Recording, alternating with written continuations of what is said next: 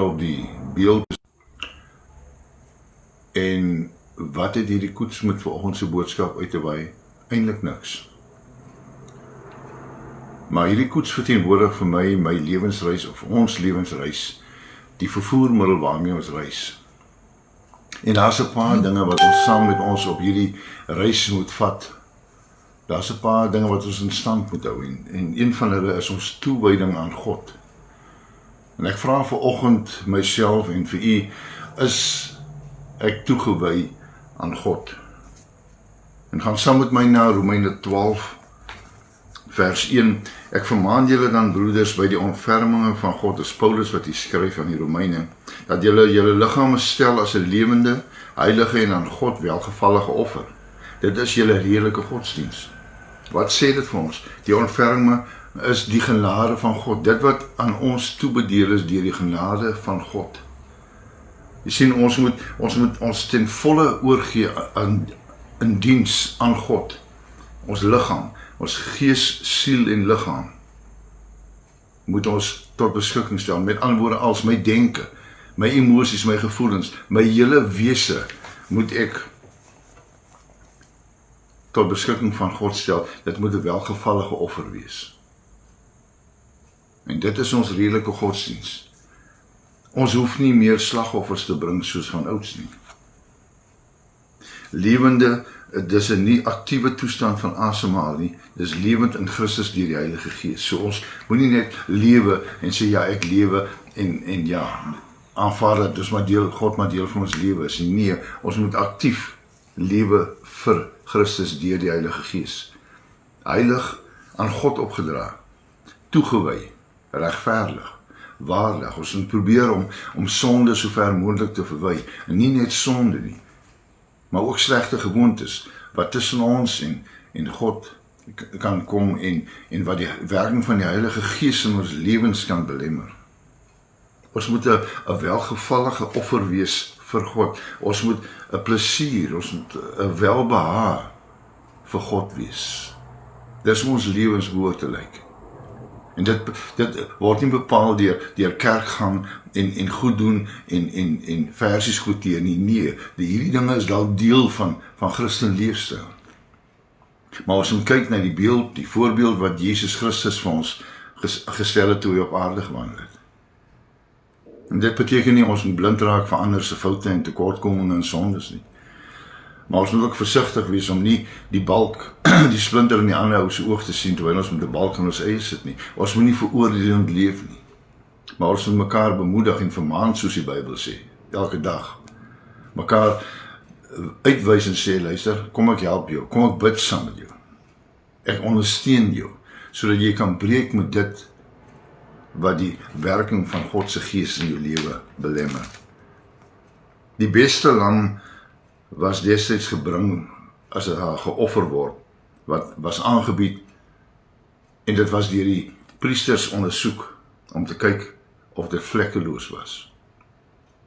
My redelike godsdiens, my en u redelike godsdiens vanmôre is uitgevoer met gees, siel en liggaam. Dit moet unblemished wees. Daar moet nie dinge wees wat ons doelbewus uitleef en doelbewus toelaat in ons lewe, wat ons offer met ons liggame wat ons lewe, ons liggaam, siel en gees, met ander woorde my denke, my alles moet vlekkeloos wees. Ek kan vir my vanmôre sê, maar Gerard, dit is onmoontlik, want ek is maar net 'n mens. En dit is weliswaar so, en daarom moet ons elke dag ons kruis opneem, ons veg teen ons vleeslikheid. Maar ons moet versigtig wees dat my mens wees, my vleeslikheid nie my verskoning raak om afvallig te wees, om verkeerde gewoontes en sonde aan te hang. My vleeslikheid is wel die rede hoekom ek sukkel. En dit moet my des meer aanspoor om beter en meer soos Jesus te word. Efesiërs 4 en 5, as ek dit reg het, lees ons van heiligmaking, en gaan lees dit gerus, want dit vertel vir ons dit wat ons behoort na te streef. In vers 2 sien ons, en word aan hierdie wêreld nie gelykvormig nie, maar word verander deur die vernuwing van julle gemoed, sodat julle kan beproef wat die goeie en welgevallige en volmaakte wil van God is. Hier's 2 opdragte in hierdie vers. Ons moet nie soos die wêreld word nie. En ons moet vernuwe word. As ek soos die wêreld is ek maar go with the flow, om in te blend en nie uit te staan nie. Maar dit is baie keer moeilik om uit te staan. Dit stel jou bloot aan kritiek, bespotting. Jy word vermy as jy lewe vir die Here, en ek praat nie van radikaal oordrewe wat mense aanstoot. Ons moet versigtig wees as Christen dat ons nie mense aanstoot gee en hulle wegdryf van Christus af nie, want ons kan dit baie maklik doen deur oordrewe te kere te gaan. Maar ons moet die Here vra om ons te help om genoegsame sout in mense se lewens volgens hulle behoefte te strooi, sodat hulle 'n dors en 'n honger ontwikkel vir die woord van die Here, sodat hulle begeerte ontwikkel om te lewe volgens God se woord. Gelykvormig, wanneer is ek gelykvormig in die wêreld? Dis wanneer ek dieselfde formaat is, wanneer ek maar aantrek soos hulle, wanneer ek maar lyk soos hulle, wanneer ek maar die nuutste modegiere najag. Partykeer kan ek dit nie eers bekostig nie. Ek moet op skuld lyk soos die wêreld. Ek lyk ooreenkomstig die omgewing om my in gedaante. Ek is oral eners. Ek klink soos die wêreld. Ek lyk soos die wêreld. Ek ryk soos die wêreld. So ek is in alle opsigte is ek deel van die wêreld, maar ek is in die geheim. Is ek 'n agent vir Jesus. Ek is 'n 007 vir Christus. Het jy geweet, daar's baie 007's in die kerke? As jy hulle buite op straat sien, sal jy dit nooit sê nie. Geheime agente vir Christus. Nee, God vra ons nie om geheime agente te word nie. Hy sê vir ons, word nie vernuwe. Word vernuwe, word nie gelykvormig aan die wêreld nie. So ons moet wegbreek. En baie keer is mense geneig om na die groot dinge te kyk, of na die bekende dinge te kyk, soos vloek, rook, drink, en te kere gaan, en beklei, en al die goed, wat is onaanvaarbaar in die samelewing. En ons staan ons baie keer blind teen die groot sondes, terwyl die klein jakkalsies wat die wingerd verniel, toegelaat word, om te groei, en te ontwikkel. As ons kyk na hierdie dinge, dan kyk ons na modebewustheid, hebsug, ydelheid, eiesindigheid, negatiewe kompetering, ongedissiplineerdheid, ontrouheid, nie net aan die Here nie, maar ontrou aan ons lewensmaats, aan ons gesin, ons werk, dislojaal, geestelike hoogmoed, 'n vreeslike ding, wat oral in die kerkewêreld gevind word. En dis nie net wanneer ek sigbare sonde doen nie, maar ook die onsigbare begeertes en gedagtes wat ek koester, wat nie in lyn is met God se woord en wil nie. Want dit is wat sonde is. Sonde is nie my lysie volgens my waardesisteem, of die volgende persoon se lysie van wat sonde genoem word volgens een of ander regeringsamptenaar, of een of ander hoë persoon in die kerklike wêreld wat besluit het dis sonde en dis nie sonde nie. Nee, dis die dinge wat nie volgens God se woord en wil is nie. Die dinge wat die Heilige Gees weerstaan en weerhou om te werk deur ons. Die dinge wat ons aanhang, die gewoontes wat ons aanhang, wat ons ontneem van die seëninge van God, die deurbrake waarna ons smag.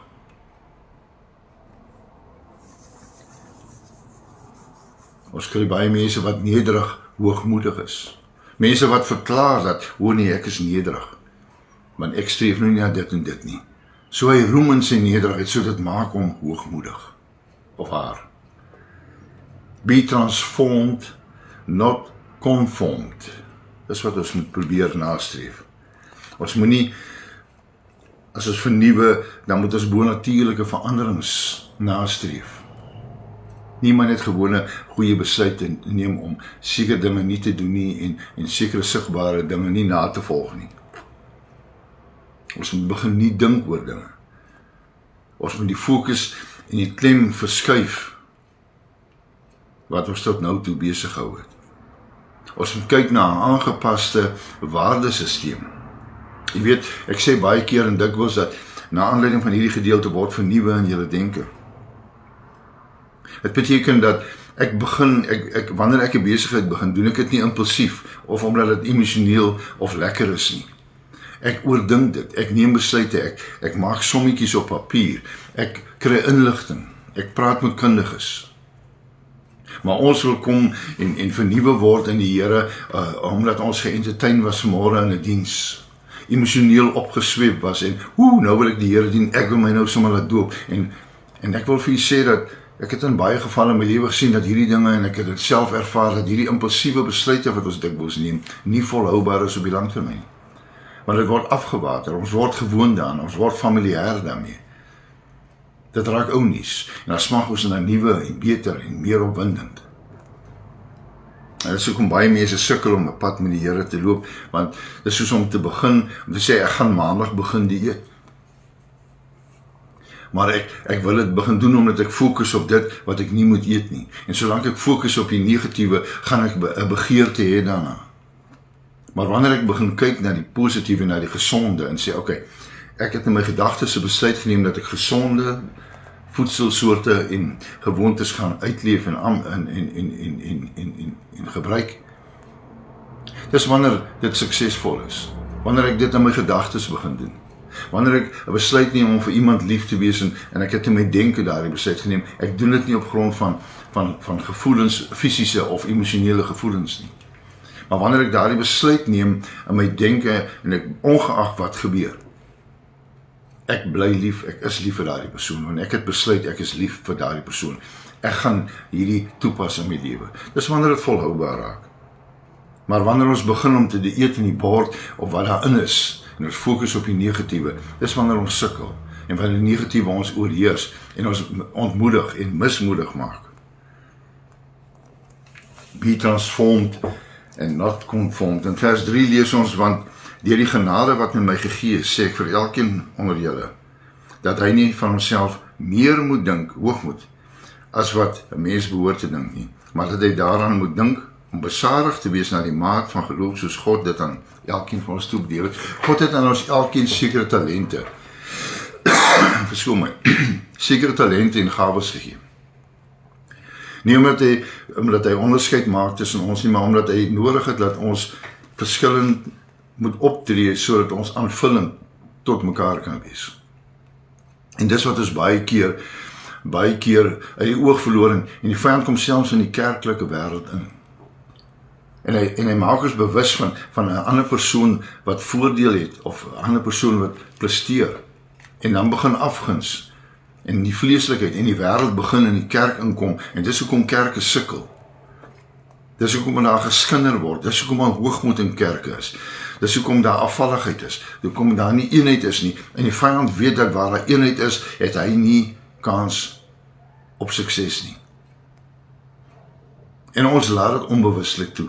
Subtiel verdraai hy dit wat eintlik reg is, maar hy gee dit 'n negatiewe konnotasie en ons kom dit nie agter nie. Ons moet wees soos deur God beskik en nie self verwerf nie. My titels en my diplomas en my grade en alles is indrukwekkend en wonderlik. Is dinge wat ek geleer het, dinge wat ek gedoen het, wat ek gewerk het voor en gestreef het en opgeoffer het voor, en dis fantasties, dis wonderlik. Maar ons moet oppas vir hoogmoed.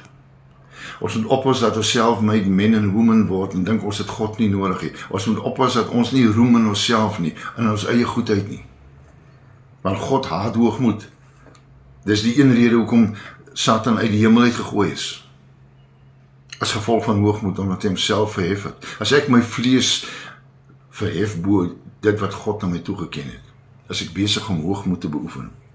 Jy sien, die geheim is dit, en ek het dit al vele male gesê, en ek sê dit vir myself gereeld, ek en u is nie beter as iemand anders nie. Want na alles is ons maar steeds net vlees. En ons word blootgestel aan dieselfde uitdagings, versoekinge en probleme.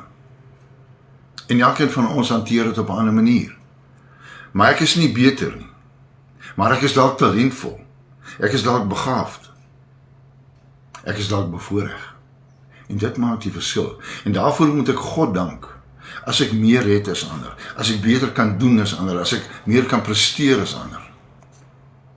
As ek beter beplan as ander. Maak dit my nie beter nie. Maar dit is net die genade van God. En dit is belangrik dat ons dinge in ons lewe sal reg toepas, en baie keer gebeur hierdie dinge, en dis dalk 'n gesprek vir 'n ander dag, hierdie dinge, besluite wat mense neem,